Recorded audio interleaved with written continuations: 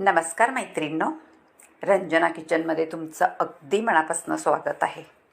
आपल्याला आज उरलेल्या भातापासून रेसिपी बनवायची आहे. अगदी वेगळी, तुम्ही कधी पाहिली नसेल अशी. आणि तुम्ही ही रेसिपी करून पाहिली तर मुद्दामहून भात उरवून ठेवाल आणि ही रेसिपी नक्की आठवड्यातनं 2दा करून पहा. आता हे एवढा उरलेला आहे भात आणि हे ताक आहे. असं 1 लिटरभर असेल ताक. ते छान आंबट आहे.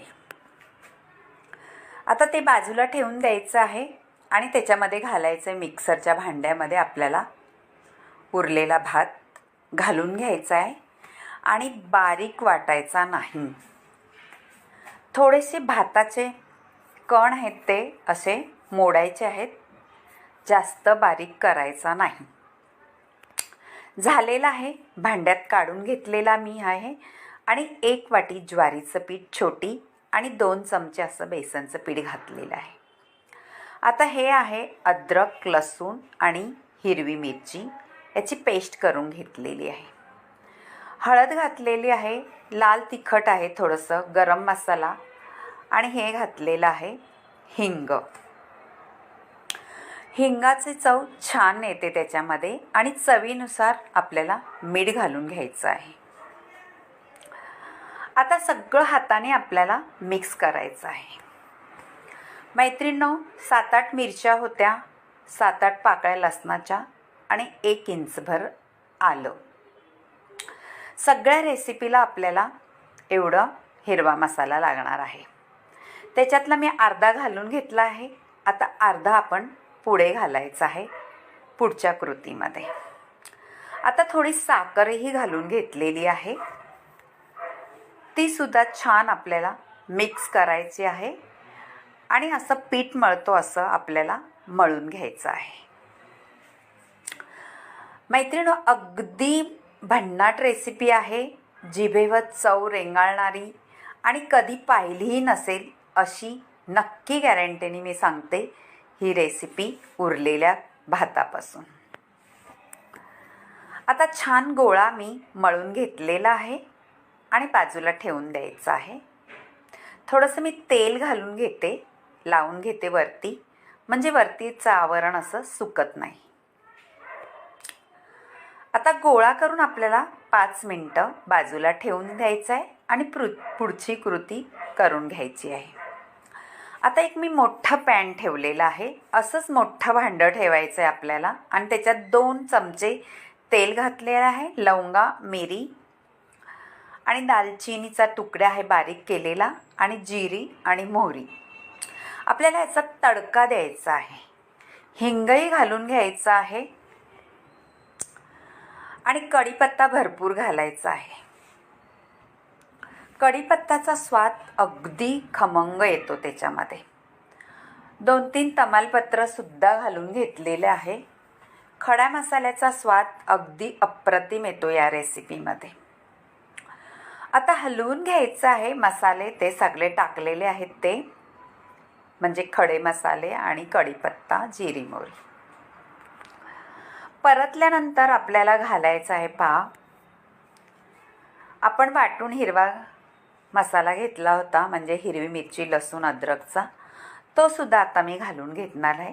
अर्धा घातलेला आहे, अर्धा आता घालायचा आहे. आता तो सुद्धा छान परतून घ्यायचा आहे. खमंग अद्रक आणि लसूण, हिरवी मिरचीचं कच्चापणा गेला पाहिजे. परतून झालेला आहे पहा मैत्रिणींनो. थोडीशी आपण हळद घालू त्याच्यामध्ये, कलर छान येतो. झालेलं आहे आता परतून छान सगळं. आता त्याच्यात आपल्याला घालायचं आहे पहा, तडका भारी बसणार आहे आपला. आता मी ताक घेतलं होतं, टोप भर, थोडंसं कमी आहे, ते घालून घ्यायचं आहे. ताकामध्ये आपल्याला कोणतंही पीठ वगैरे काहीही घालायचं नाही. फक्त आपण ताकाची फोडणी द्यायची आहे. आता ताकाला फोडणी दिली आहे आपण आणि छान हलवून घ्यायचे आपल्याला. फोडणी सगळी बसल्यानंतर ताक खमंग अप्रतिम होतं. कलरही सुंदर आलेला आहे पहा. आता टोपामध्ये ताक होतं ते टोपसुद्धा 1 ग्लासभर पाण्यात टाकून परत मी आता फोडणी दिलेल्या ताकात ओतून घेणार आहे. आणि हे सगळं आता आपल्याला उकळी येऊन द्यायची आहे. छान गदगदून अशी उकळी आली पाहिजे ताकाला. ताक आंबट आहे त्याच्यामुळे छानच ही रेसिपी होणार आहे. आता उकळी येऊन दिल्यानंतर पहा छान पिवळसर दिसतोय, कलर सुंदर आलेला आहे. गॅस मोठा केलेला आहे मी.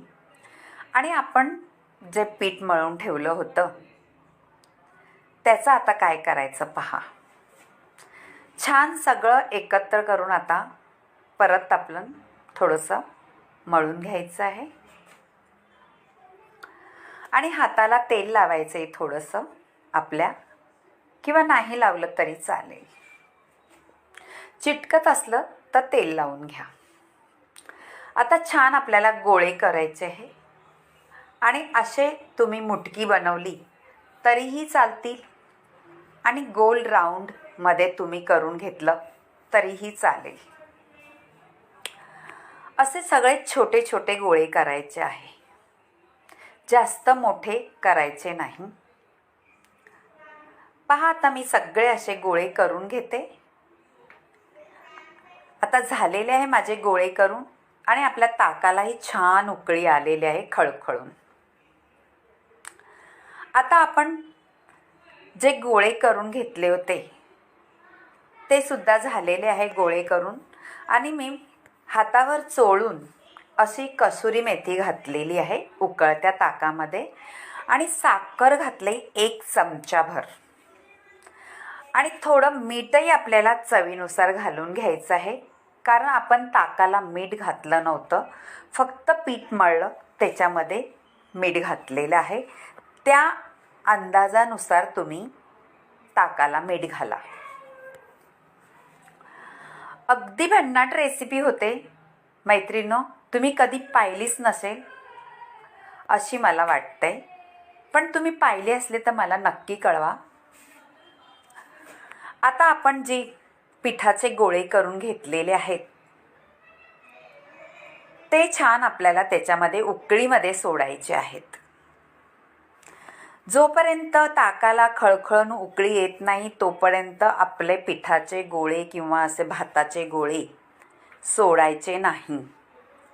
आणि एकदम सोडायचे नाही, असं एक एक करून सगळ्या बाजूनी एक एक असं सोडायचं आहे. एकत्र सोडलं तर ते चिटकू शकतात आणि एक एक सोडलं तर उकळीमध्ये छान ते वरती येतात. हाय का नाही आपली भन्नाट रेसिपी. मैत्रिणींनो नक्की करून पहा आणि रंजना किचनला लाईक करा, शेअर करा, कमेंट करायला विसरू नका मैत्रिणींनो. बाजूला बेल बटन आहे ते सुद्धा दाबा. मैत्रिणींनो तुमच्या मैत्रिणींसोबत सुद्धा ही रेसिपी शेअर करा, त्यांनी सुद्धा ही रेसिपी बघितली नसेल, आणि कमेंट करायला सुद्धा सांगा त्यांना कशी वाटली. आता आपले सगळे गोळे घालून झालेले आहे मैत्रिणींनो. आणि आपल्याला आता छान उकळी घ्यायची आहे, गॅस बारीक करायचा नाही. आता आपले गोळे थोडेसे आपण हलवू. पहा अजिबात एकमेकांना चिटकलेले नाही.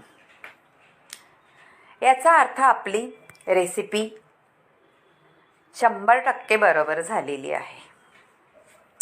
आता आपण गोळे छान शिजवून घ्यायचे आहे भाताचे. आणि ज्वारीचं पीठ टाकलेलं आहे त्याच्यामुळे हेल्दी रेसिपी आहे.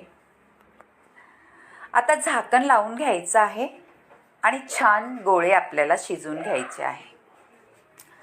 ताकामध्ये तुम्ही काहीही टाकलं नसेल पीठ वगैरे तरीसुद्धा हे ताक गोळे शिजल्यानंतर घट्ट होतं. आपले झालेले आहेत भाताचे गोळे शिजून. पहा, मी काटा घातलेला आहे त्याच्यामध्ये. आता पहा मैत्रिणींनो, अजून थोडं आपण शिजून घेऊ आणि आपलं ताक छान घट्ट होईल. झालेली आहे आता आपली रेसिपी. करून पहा आणि तुम्हाला आवडली तर कमेंटमध्ये जरूर कळवा तुम्हाला ही डबक्यांची म्हणजे भाताच्या डबक्यांची रेसिपी कशी वाटली. पहा किती अप्रतिम दिसत आहे, डोळ्यात बघताच क्षणी भरणारी आणि खायलाही तेवढीच चटपटीत आणि खमंग. नक्की करून पहा आणि रंजना किचनला लाईक करा, शेअर करा, कमेंट करायला विसरू नका मैत्रिणींनो. भन्नाट रेसिपी झालेली आहे. तुम्ही नक्कीच पाहिली नसेल तर करून पहा आणि आवडली तर रंजना किचनला लाईक करा आणि कमेंटमध्ये जरूर कळवा तुम्हाला ही भाताची डबक्यांची रेसिपी कशी वाटली. डबके छानच लागतात भाताचे हे, आणि उरलेल्या भाताचे आपण बनवले त्याच्यामुळे आपल्याला भातही आपला परिपूर्ण असं त्याचा उपयोग केलेला आहे. आणि तुम्हीही असाच नवनवीन प्रयोग करून भाताचा उपयोग करा. म्हणजे तोच भात परतून खाण्यापेक्षा असं काही वेगळं नक्कीच आवडेल. आता वाढून घेतलेलंच आहे. ताव मारा. बाय मैत्रिणींनो, भेट.